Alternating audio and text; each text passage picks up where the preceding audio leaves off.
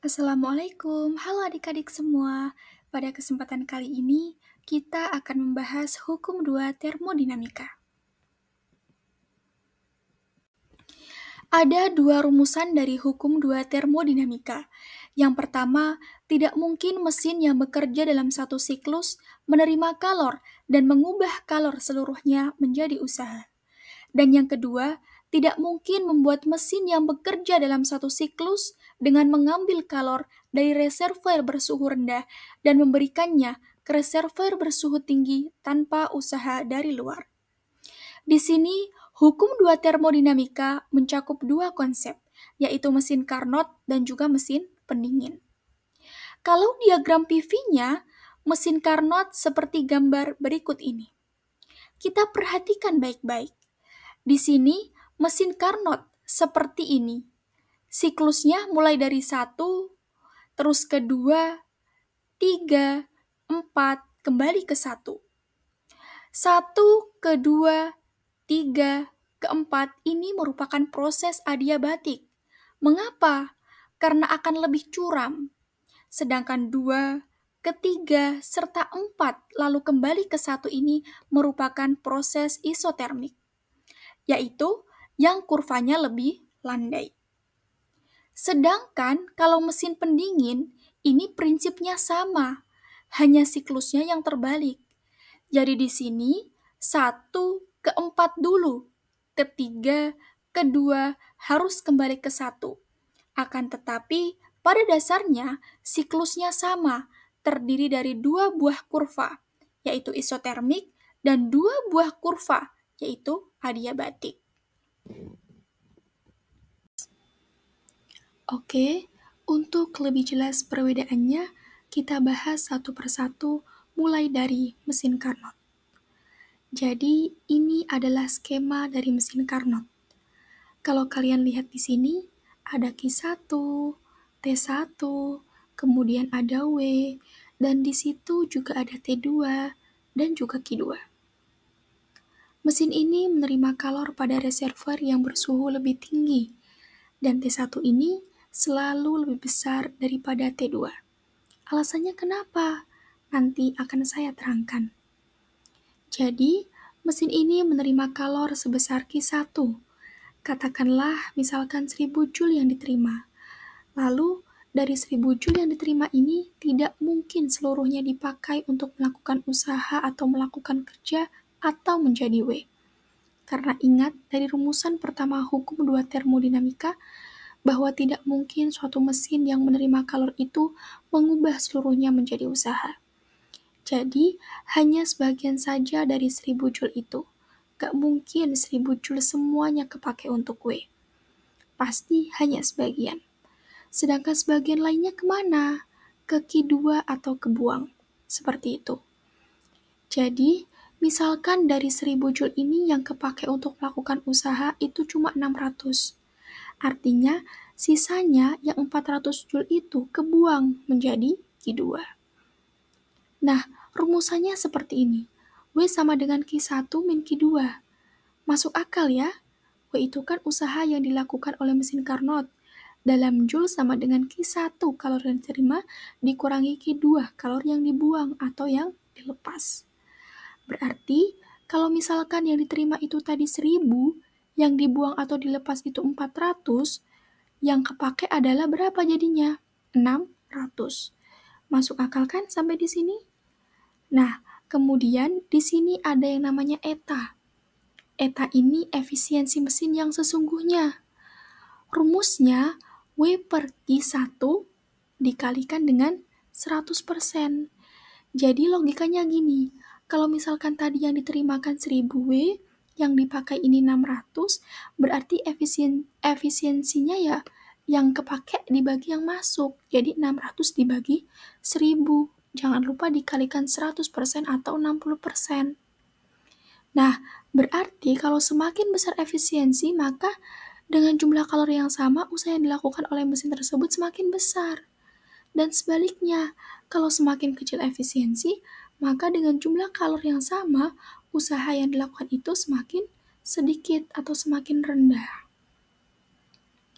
Selanjutnya, Antara Q dan T, antara kalor dan suhu itu berbanding lurus. Jadi Q1 per Q2 sama dengan T1 per T2. Nah, antara Q1 dan Q2 ini sudah pasti lebih tinggi Q1. Kenapa seperti itu? Karena dari Q1 ini dipakai sebagian buat W. Sisanya dibuang menjadi Q2. Sehingga Q1 selalu lebih besar daripada Q2. Karena Q1 lebih besar dari Q2, maka T1 juga lebih besar dari T2. Karena gini, kan semakin banyak kalor, pasti semakin tinggi suhunya. Semakin sedikit kalor, pasti semakin rendah suhunya. Jadi, suhu T1 atau suhu reservoir yang menerima kalor pasti lebih tinggi dari T2. Makanya, di sini namanya T1 ini adalah suhu reservoir tinggi dalam Kelvin, dan T2 adalah suhu reservoir rendah, juga dalam bentuk Kelvin. Soalnya gini, eta atau efisiensi itu adalah dua macam tadi. Kan eta adalah efisiensi mesin yang sesungguhnya ya. Jadi di sini ada istilah lain, eta aksen itu adalah efisiensi mesin Carnot. Kalau eta, selain rumusnya W per Q1 bisa kita ubah menjadi 1 min Q2 per Q1 dikalikan dengan 100%. Kalau eta aksen itu 1 min T2 per T1 dikalikan dengan 100%, jadi ngitungnya pakai suhu. Nah, semakin kalian bertanya di sini, mungkin kalian bertanya ya di sini, Q1 per Q2 kan sama dengan T1 per T2. Berarti seharusnya Q2 per Q1 selalu sama dengan T2 per T1 dong? Jawabannya enggak ya. Jadi ini hanya mesin yang istilahnya mesin ideal aja. Kalau mesin yang sesungguhnya Q1 per Q2 itu enggak sama dengan T1 per T2, hanya berbanding lurus. Cuman enggak proporsional, seperti itu. Nah, dengan demikian kita bisa simpulkan kalau misalkan nilai eta atau mesin yang sesungguhnya itu selalu lebih kecil atau sama dengan eta aksen atau efisiensi mesin Carnot. Eta tidak mungkin lebih besar daripada eta aksen atau efisiensi mesin yang sesungguhnya tuh nggak mungkin lebih besar daripada efisiensi mesin Carnot. Seperti itu. Oke, paham ya? Ini merupakan konsep dari mesin Carnot.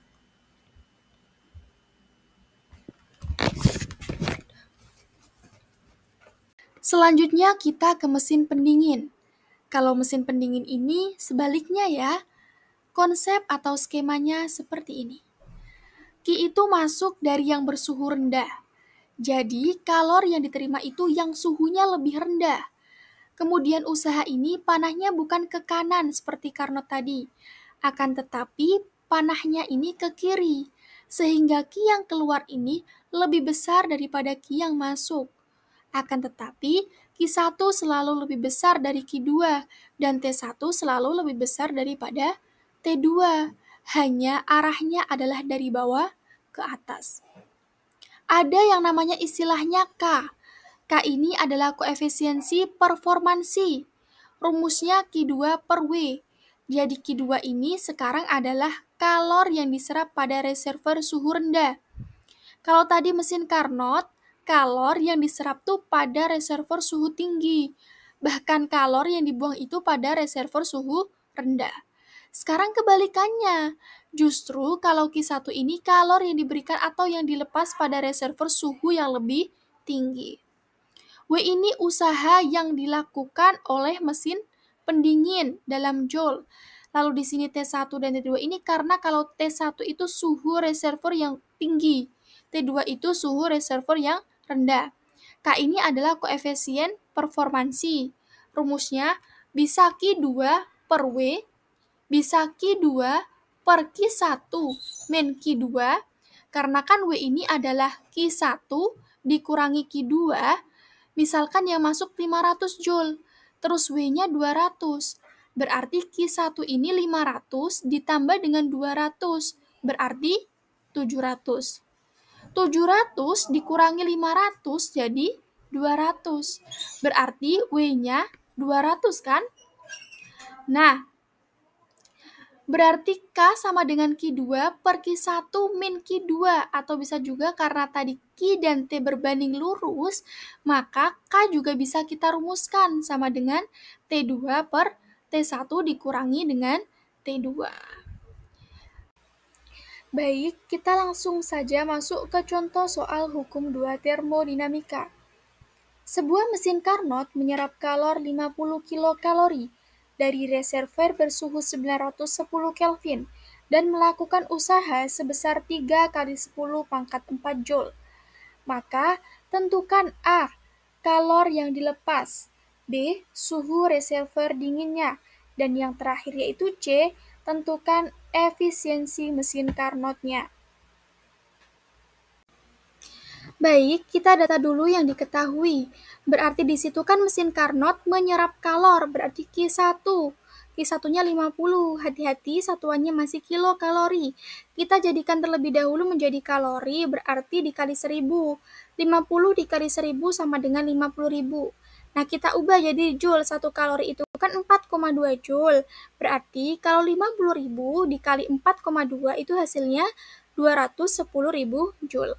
Kemudian di situ T1 berarti kan menerima kalor, itu kan dari reservoir suhu tinggi, yaitu T1 sama dengan 910 Kelvin, dan melakukan usaha-usaha, itu berarti W. W-nya adalah 3 kali 10 pangkat 4, atau Rp 30.000 Joule. Kita jawab soal A terlebih dahulu, yaitu kalor yang dilepas Q2. Berarti, nah logikanya gini, masih ingat tadi kan Q1 kalor yang masuk? Yang masuk 210.000, yang kepake untuk melakukan usaha itu 30.000. Berarti sisanya kebuang.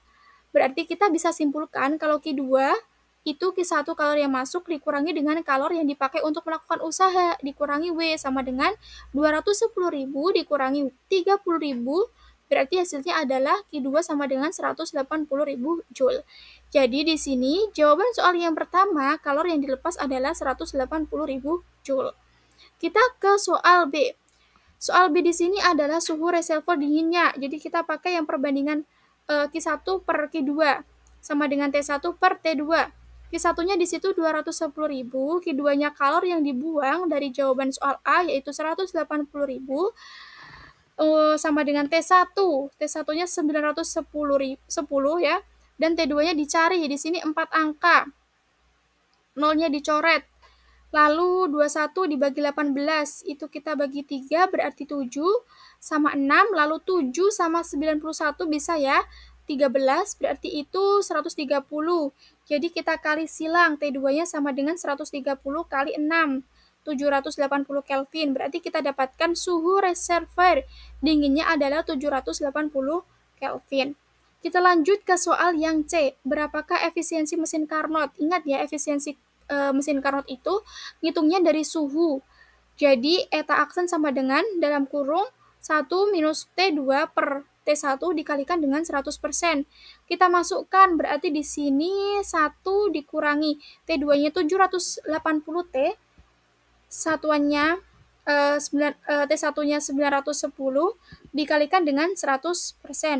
Di situ didapatkan teta aksennya sama dengan 14,29%. Seperti itu. Baik, itulah tadi penjelasan materi hukum 2 termodinamika.